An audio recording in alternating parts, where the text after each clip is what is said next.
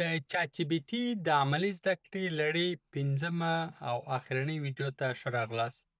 په تېرو څلورو ویډیوګانو کې مو تر شلو زیات آپشنو او د چات جی پي ټي په استعمال خبرې وکړې.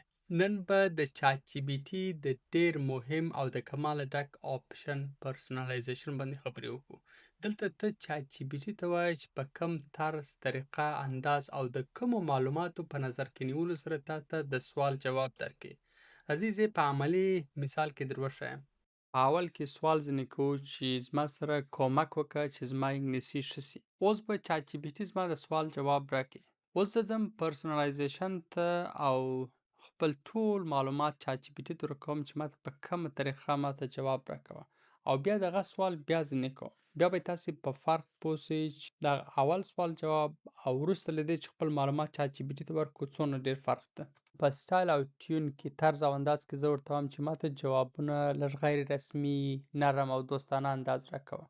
تاسو کولی سئ نور ځانګړي خصوصیات هم ورته انتخاب کړئ. مثلاً ورته وایاست چې مهربانه یې او که نه یې، له انرژي څخه ډک یې او که نه یې. او بل ورته وایاست په جوابو کې سرلیکونه او لیستونه هیررز ان لیست دواړه منظم او صحیح فارمات باندې او په اخر کې ایموجیز استعمال کړي او که یا. د کسټم انسټرکشنز ډېره مهمه برخه. دلته ته چات جي پي ټي ته خپل هدف، اړتیاو مطابق ټول معلومات ورکړي او بیا چات جي پي ټي چې تاته هر سوال جواب درکړي دا کسټم انسټرکشنز په نظر کې نیسي بیا جواب درکړي. د دې ترڅنګ به زه خپل نوم ورکړم او وظیفه مې چې شته، مثال په ډول زه د مکتب شاګرد یم او مور اباوت یو ستا په اړه نور معلومات. زه ورته وایم چې زما کرکټ خوښ ده او زما د خوښې پلیر راشد خان ده. او د میموري د دواړو آپشنونه ورته انتخابوو چې آن دي، په دې معنی چې کله هر سوال ته جواب درکوي هم په میموري کې دې ثبت سي او راتلونکو سوالو کې د هغه څه استفاده هم وسي. دا به ټول زه ثبت کړمه. اوس چې مې چات جي پي ټي ته ټول معلومات وکړه، زه به هغه اولنی سوال بیا د چات جي پي ټي څخه وکړم چې زما سره کومک وکړه چې زما انګلیسي نور هم قوي سي. اوس به د چات جي پي ټي سوال یوازې جواب نه وي، اوس به چات جي پي ټي هغه ټول خصوصیات چې ما ورته بیان کړي هغه ټول په نظر کې نیسي، ماته به جواب راکوي.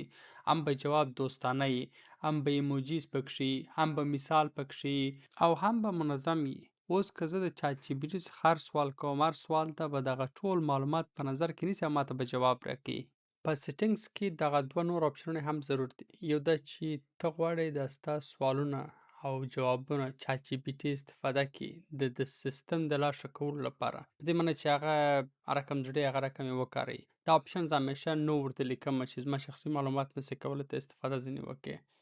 او دوم آپشن یې که چیرې ستاسې کور کې کوچنیان هم د چات جي پي ټي څخه استفاده کوي، تاسې کولی سئ ځینې ډېر ساده محدودیتونه پر وضع کړئ چې چات جي پي ټي څونه وخت یې استعمالولی سي او دې ته ورته.